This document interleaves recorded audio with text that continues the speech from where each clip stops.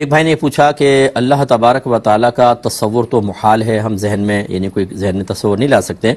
لیکن کیا فرشتوں یا جنات کا تصور کر سکتے ہیں یا نہیں؟ دیکھیں سوال پیدا ہوگا کیسے کریں گے آپ نے کسی کو دیکھا ہو پہلے یا اس کی مثل کوئی چیز موجود ہوتی ہے تو ہم اندازہ کرتے ہیں، جیسے کوئی افریقہ سے آیا اس نے کہا یار میں نے ایک جانور دیکھا ہے ہاتھی کی طرح تھا،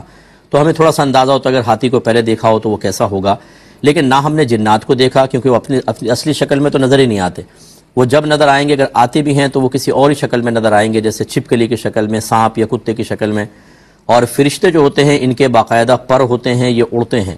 اور ان کو بھی ہم نے نہیں دیکھا اپنی نگاہوں سے۔ نبی کریم صلی اللہ علیہ وسلم نے تو جنات کو بھی ملاحظہ فرمایا اور ملاحظہ فرماتے ہیں، اور جبریل امین کو اپنی اصلی شکل میں دیکھا۔ ہاں مرنے کے بعد جو ہے وہ ہر شخص جو ہے وہ ان پوشیدہ چیزوں کو یہ ظاہر ہوں گی وہ ان کو دیکھ سکے گا، لیکن زندگی میں تو مشکل ہے۔ اب ہوگا یہ کہ آپ نے کسی سوشل میڈیا پہ دیکھا ہوگا کسی نے کوئی جن کی فلم بنائی، جن کا تصور، وہ گندا سا تصور ذہن میں آئے گا، ہا کہہ کے لگاتا ہوا، اور یا پھر وہ کوئی فرشتہ، جیسے وہ جی ہم نے کعبۃ اللہ پہ فرشتہ اڑتا ہوا دیکھا، کیمرے کے اندر آ گیا۔ وہ بھائی فرشتے کیمرے کے اندر آ ہی نہیں سکتے ہیں کہ وہ تو کوئی فزیکلی طور پہ کوئی ہوتی ہے وہ چیز کہ آپ اس کو فوراً کیمرے میں کیپچر کر لیں، اور ہمارے بے وقوف لوگ بھیجیں گے فوراً فرشتہ نظر آ گیا، فرشتہ نظر آ گیا، فرشتہ نظر آ گیا۔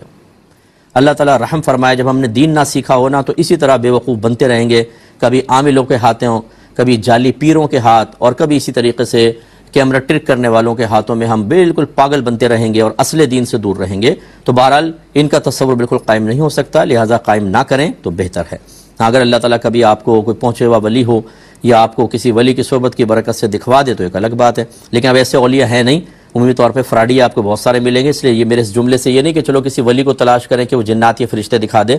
وہ اس کو خود اپنا نہیں پتہ ہوگا کہ وہ کیا فرشتے اور جنات دکھائے گا، ان سے دور رہیں تو بہتر ہے۔ یہ ہماری بہن نے کہا کاروبار میں پیسے لگائے ہوئے ہیں اور منافع وغیرہ کوئی طے نہیں ہوا، جتنا وہ ہے وہ دیتا ہے، تو کیا حکم شرع ہوگا؟ کہ جتنا آپ نے مال لگایا، سب سے اس کو مداربت کہتے ہیں، کہ آپ نے مال لگایا اور سامنے والا محنت کر رہا ہو، اس کو شرعاً مداربت کہتے ہیں، اور اگر آپ بھی مال لگائیں وہ بھی مال لگائے تو اس کو شرکت کہا جاتا ہے۔ دونوں کے اندر نفع کی مقدار پرسنٹ کے اندر طے کرنا لازم ہوتا ہے، کہ ہر سال یا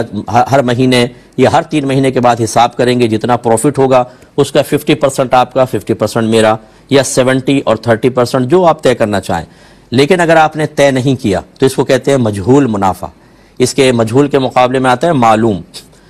نون ہونا چاہیے، ان نون نہیں ہونا چاہیے، بالکل ہی آپ نے مجہول رکھ لیا، پتہ ہی نہیں کتنا منافع، تو یاد رکھیں یہ مداربت فاسدہ کہلاتی ہے، یعنی وہ کرنے والا بھی گناہ گار ہوا اور آپ بھی گناہ گار ہیں، مسلسل دونوں گناہ گار ہو رہے ہیں۔ یہ ناجائز آپ نے پیسہ انویسٹ کیا، اللہ کی بارگاہ میں توبہ کریں اور اس سے فوراً اپنا پیسہ واپس لیں، اس کے بعد پھر ہم سے مشورہ کیجیے گا، پھر ہم آپ کو کہیں گے۔ اچھا اب اگر فرض کر لیں چلیں آپ نے دیے ہوا ہے حل میں، یہ تو میں نے تو آپ کو بتا دیا مداربت فاسدہ ختم کرنا واجب ہے، نہیں کریں گے تو آپ بھی گناہ گار ہیں وہ بھی گناہ گار، اور اس مداربت کو ختم کریں۔ ہمیشہ جب کوئی اس طرح کی انویسٹمنٹ کریں کسی عالم مفتی سے مشورہ کریں۔ آپ کی نگاہیں ہوتی ہیں پروفٹ کے اوپر، اپنے ذاتی مفادات کے اوپر، اپنی بری موت کو، اپنی قبر کو، میدان معاشر کی ذلت رسوائی کو، جہنم میں داخلے کو بھی اگر پیش نظر رکھیں تو ہمارے اس طرح کے معاملات کبھی بھی غلط طریقے سے نافذ نہیں ہوں گے، ہمیشہ مشورہ لیا کریں۔ ایک انہوں نے پوچھا ہے کہ اگر ہم کوئی سری نماز پڑھ رہے ہیں، یعنی جس میں آہستہ قرات ہوتی ہے، ظہر کی ہے، عصر کی ہے،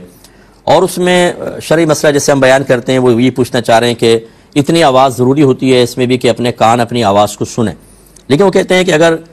پنکھا چل رہا ہے، بہت تیز آواز ہے اس کی، یا دیگر آوازیں آ رہی ہیں، تو کیا ہم اپنے کانوں تک پہنچانے کے لیے آواز کو تھوڑا سا بلند کر سکتے ہیں؟ دیکھیں اچھی طرح یاد رکھیں کہ سری نماز میں بھی اتنی قرات لازم ہے کہ آپ کی آواز اپنے کانوں تک پہنچے، یہ ہے شرعی مسئلہ، پہنچانا لازم نہیں ہوتا، ٹھیک ہے نا۔ اس کا مطلب کیا ہے کہ اگر کوئی آوازیں ہیں، آپ کسی فیکٹری میں کام کر رہے ہیں، مشینیں چل رہی ہیں، تو کیا آپ چیخ کے کانوں تک پہنچائیں گے؟ نہیں، بس اتنا ہونا چاہیے کہ اگر اب یہ مشین بند ہو جائے، ابھی یہ پنکھا بند ہو، ابھی آوازیں ختم ہو جائیں، تو آپ کے کان بآسانی آپ کی آواز کو سن رہے ہوں، بس اتنی آواز رکھنی ہوتی ہے، اس سے زیادہ نہیں۔ بلکہ اگر آپ نے پنکھے کی وجہ سے آواز کو بلند کیا اور وہ سر سے جہر کے اندر آواز چلی گئی، یعنی 4 آدمی یہاں 4 آدمی یہاں، مثال کے طور پہ آپ نے آواز تھوڑی بلند کی کہ کانوں تک آواز پہنچے، اچانک بجلی گئی، پنکھا بند ہوا،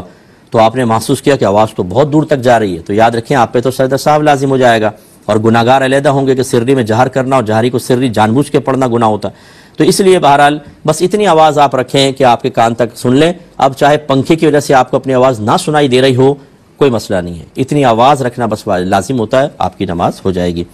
ایک ہی کہتے ہیں کہ بعض اوقات لڑکی کے رشتے کے لیے جیسے لوگ آتے ہیں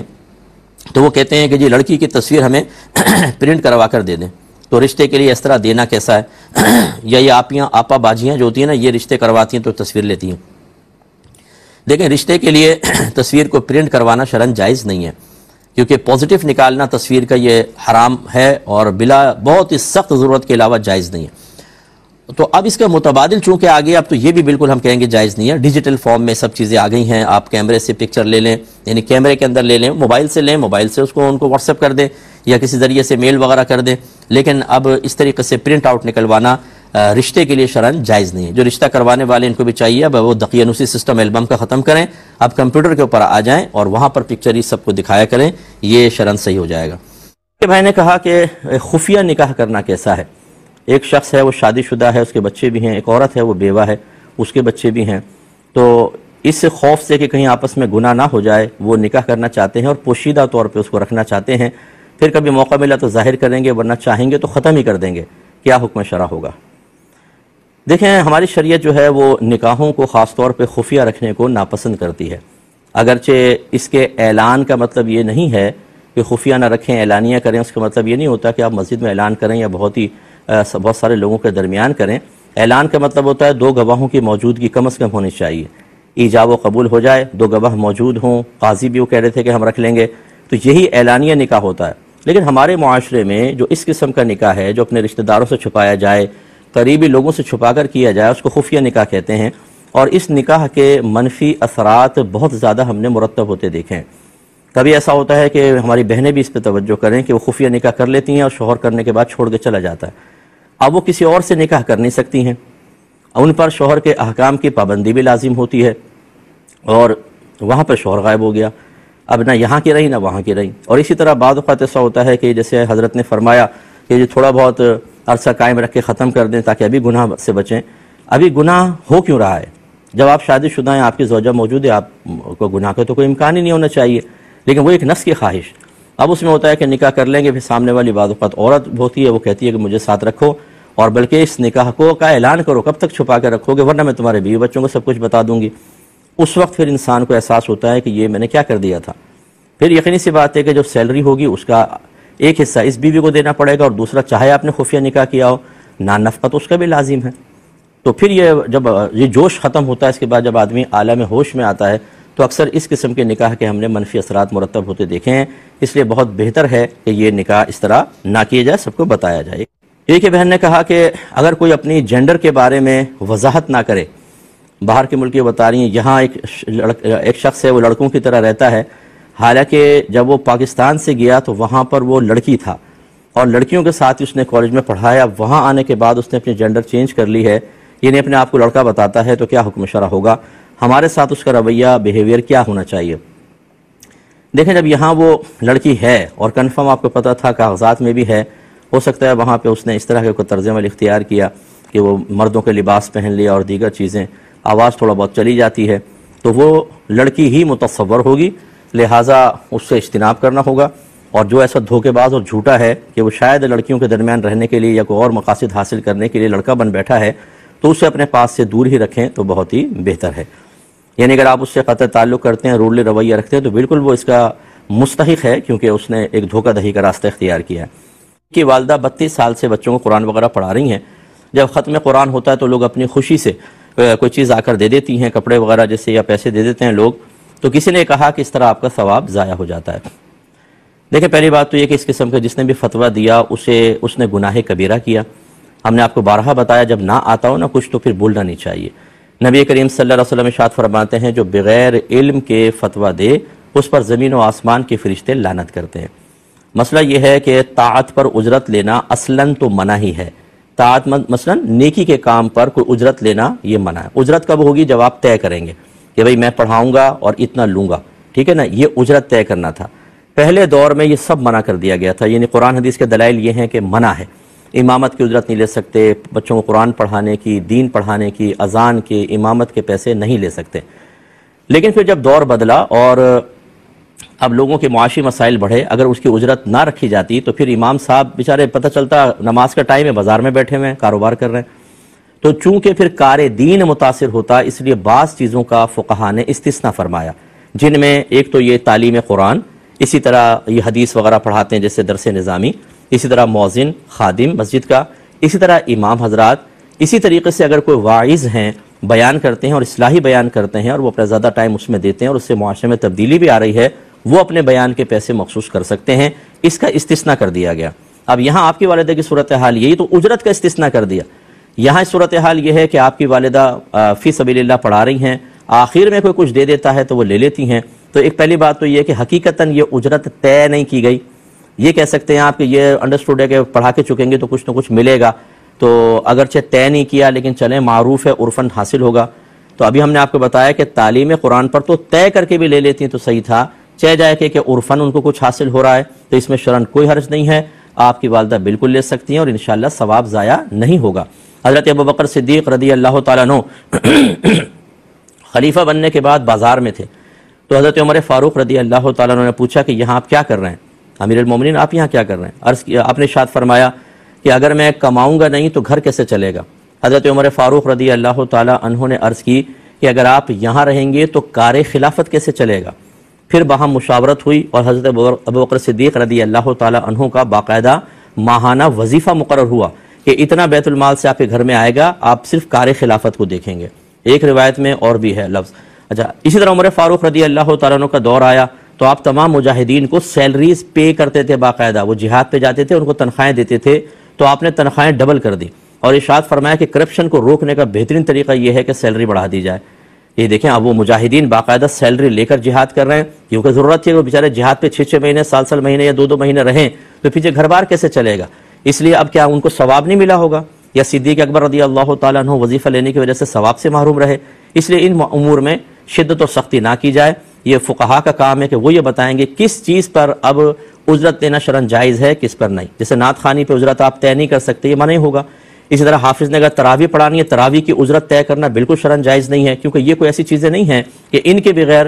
دین کے کام کا نقصان ہو رہا ہو۔ اس لیے اچھی طریقے سے سوچ سمجھ کر پھر کوئی فتویٰ دے، ورنہ اندھادھند ایسی بات کہہ کہ حلال کو حرام کرنا یہ شرعاً بالکل جائز نہیں۔ آپ کی والدہ بالکل لے سکتی ہیں۔ کہتے ہیں کہ 98 میں ان کے بابا کی شادی ہوئی تھی غالباً، یہ کہا تو مہر نہیں دیا تھا والد صاحب نے، تو اب کسی نے ان کو کہا اچھا مہر تھا 5000، اب کسی نے کہا نہیں 1 سال کی جو کمائی ہوگی اس میں سے کچھ شیئر نکال کے دینا ہوگا، کیا حکم شرع ہے؟ دیکھیں اس طرح کے جو مشورے دیتے ہیں غلط سلط، جن کو دین کی ABC بھی نہیں آتی، ایک تو ان سے مشورہ نہ کیا کریں اور دے تو اس کو بالکل اوائڈ کر دیں۔ معاملہ یہ ہوتا ہے کہ جو مہر مقرر ہوتا ہے اتنا ہی دینا ہے تو 5000 دینا ہے، چاہے اس کو ادائیگی کے اندر 10 سال لگ گئے ہوں، 20 سال لگ گئے ہوں، کوئی سے فرق نہیں پڑے گا، وہی 5000 جو اس زمانے کے تھے وہ دینے ہوں گے۔ ایسے بھی نہیں کر سکتے کہ آپ کیلکولیشن کرنا شروع کریں کہ اس زمانے کا 5000 آج کے 5 لاکھ کے برابر تو جی 5 لاکھ دو، ایسا نہیں، جو مقرر شدہ ہوتا ہے وہی دینا ہوتا ہے۔ اب اس میں کبھی نقصان بھی ہوتا ہے، جیسے کیش ہے تو اس وقت کا 5000 کہاں اور اب 5000 کی کوئی ویلیو نہیں ہے، اور فائدہ بھی تو ہو سکتا ہے کہ اگر مہر میں گولڈ رکھا تھا تو اس وقت گولڈ کا ریٹ اور اب گولڈ کا ریٹ فرق آ سکتا ہے، تو لیکن بہرحال جو مقرر ہوا تھا وہی دینا ہوگا، سال کی کمائی وغیرہ سے اس کا کوئی تعلق نہیں ہے۔ یہ بہن نے پوچھا ہے کہ کیا شوہر بیوی کی سیلری کا حقدار ہوتا ہے یا نہیں؟ وہ اگر قبضہ کر لے تو کیا حکم شرع ہوگا؟ دیکھیں آپ کو پہلے بھی بتایا تھا، میرے خیال میں کویشچن آتے رہتے ہیں، لیکن یہ بہرحال میں نے اس لیے شامل کیا کہ ذرا شوہر حضرات سمجھ لیں کہ بیوی جو ہوتی ہے وہ اپنی ذاتی محنت سے جو کچھ حاصل کرے گی وہ اس کا ہوگا، اور اس پر شوہر کا بالکل حق نہیں ہے۔ اگر عورت چاہے تو وہ اپنے میں سے دے سکتی ہے، بالکل اس میں کوئی حرج نہیں ہے، لیکن حق کا مطلب یہ ہے کہ اللہ تبارک و تعالیٰ نے شوہر کو لینا جائز قرار دیا، اگر نہ بیوی دے تو جبراً بھی لے سکتا ہے، ایسا حق شریعت نے نہیں دیا ہے۔ تو حضرت عبداللہ بن مسعود رضی اللہ تعالیٰ عنہ کی زوجہ جو تھیں وہ بعض اوقات جیسے آپ کا کوئی کام نہیں تھا تو ان کی کمائی آپ نے حاصل کی ہے، اور نبی کریم صلی اللہ علیہ وسلم نے باقاعدہ اس کی اجازت مرحمت فرمائی ہے، لیکن اس کا مطلب یہ نہیں ہے کہ بیوی اگر کما کر لائے تو زبردستی پوری سیلری ہڑپ کر لی جائے۔ ایک بہن نے کہا کہ میری سیلری لے کر اور اس سے گھر کا خرچہ چلاتے ہیں، اور جو اپنی چیزیں سیلری وغیرہ ہوتی ہے سب وہ بہن بھائیوں پہ خرچ کرتے ہیں، یعنی اپنے بہن بھائیوں پر، اور تمام یوٹیلیٹی بلز وغیرہ اور گھر کے معاملات میرے خرچے سے چلتے ہیں، حالانکہ نان نفقہ تو شوہر پہ واجب ہے، یہ چیزیں شوہر کی ذمہ داری ہیں، بیوی کے تو ہے نہیں۔ ہاں بیوی اگر ساتھ میں کوآپریٹ کرے تو یہ بہت اچھی بات ہے کہ چلیں گھر چلاتے ہیں، دونوں میاں بیوی مل کر کریں، لیکن یہ زبردستی والا معاملہ شرعاً بالکل جائز نہیں ہے۔ بہن کہتی ہیں کہ میرے منہ سے یہ بات نکل گئی تھی کہ مدرسے کے بچوں کو کچھ پکا کر دوں گی، یعنی منت کوئی مان لی، تو کیا بازار سے پکا ہوا منگا کر دے سکتے ہیں؟ اور اگر یہ گلی کے بچوں کو کھلا دیں تو بھی منت پوری ہو جائے گی یا نہیں ہوگی؟ تو جی بالکل ہو جائے گی، کیونکہ کھلانا جو ہے، کھانا کھلانا، یہ فی نفس ہی آپ نے اس کی منت مانی ہے، اور مقام وغیرہ یا مخصوص افراد جو ہیں وہ مستثنیٰ ہوتے ہیں۔ اگر آپ مدرسے والے بچوں کو نہ کھلائیں، کسی اور کو دے دیں تب بھی ٹھیک ہے، لیکن مدرسے کے بچوں کو دینا افضل اور اولیٰ ہے۔ اور آپ نے کہا پکا ہوا دوں گی، تو یہ چاہے آپ بازار کا لا کر دے دیں تب بھی آپ کی منت پوری ہو جائے گی۔ اس سرکاری ہاسپٹل میں رش بہت زیادہ ہوتا ہے، تو کیا ہم سفارش وغیرہ کروا کے پہلے چیک اپ کرا سکتے ہیں کہ نہیں؟ دیکھیں، دو چیزیں ہوتی ہیں، ایک تو ہوتا ہے کہ ایک نارمل چیک اپ ہوتا ہے کہ ایمرجنسی میں آپ چیک کراتے ہیں، اس میں ہوتا یہ ہے کہ زیادہ پیسے دے کر آپ ان کو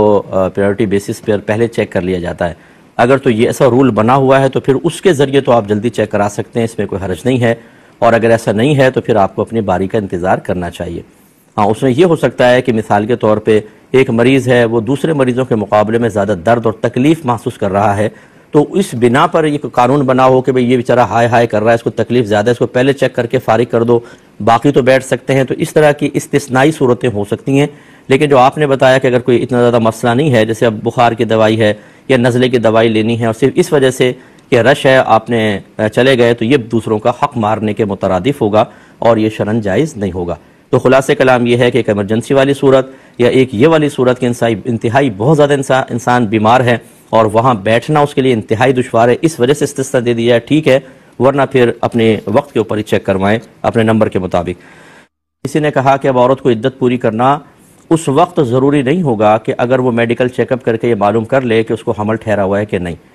ان اس شخص کے کہنے کے مطابق یہ عدت اسی لیے رکھی تھی تاکہ پتہ چل جائے کہ عورت حاملہ ہے کہ نہیں ہے، اور آج کل چونکہ الٹرا ساؤنڈ وغیرہ سے پتہ چل جاتا ہے، لہذا اگر معلوم ہو جائے کہ عورت حاملہ نہیں ہے تو پھر اس کو عدت پوری کرنا بھی لازم نہیں ہوگا۔ کیا یہ بات صحیح ہے؟ نہیں جی، یہ بات بالکل غلط ہے۔ دیکھیں، یہ جو علتیں نکالتے ہیں نا کہ یہ حکم کیوں دیا گیا ہوگا، یہ حکم کیوں ہوگا، یہ ہم اپنے پاس سے نکالتے ہیں۔ یہ اکثر ایسی ہوتا ہے کہ بعض تو جو علت سبب ہوتے ہیں وہ قرآن یا حدیث بیان کر دیتے ہیں کہ اس وجہ سے یہ حکم ہے، اسے کہتے ہیں علت منصوصہ، یعنی جس پر نص وارد ہو گئی، اللہ تعالیٰ اس کے رسول نے وضاحت کر دی۔ اور بعض علتیں ایسی ہوتی ہیں جن کو قرآن حدیث نے بیان نہیں کیا، ہم اپنی سوچ سمجھ سے فقہا نکالتے ہیں، انہیں علت غیر منصوصہ کہتے ہیں۔ تو بہرحال علت منصوص ہو یا غیر منصوصہ ہو، منصوص علت ہوتی ہے اس میں تو پھر ٹھیک ہے کہ جب علت ہوگی تو حکم ہوگا، علت نہ ہو تو حکم نہیں ہوگا۔ لیکن جو ہم اپنے پاس سے علل بعض اوقات نکالتے ہیں وہ صرف اس وجہ سے ہوتا ہے تاکہ اگر کوئی اور نیا حکم آئے تو ہم اس علت کو اس میں تلاش کریں، اس میں بھی علت ہو تو جو حکم اس کا ہوگا وہ حکم اس کا بھی ہو جائے گا، جو قیاس کرنا کہلاتا ہے۔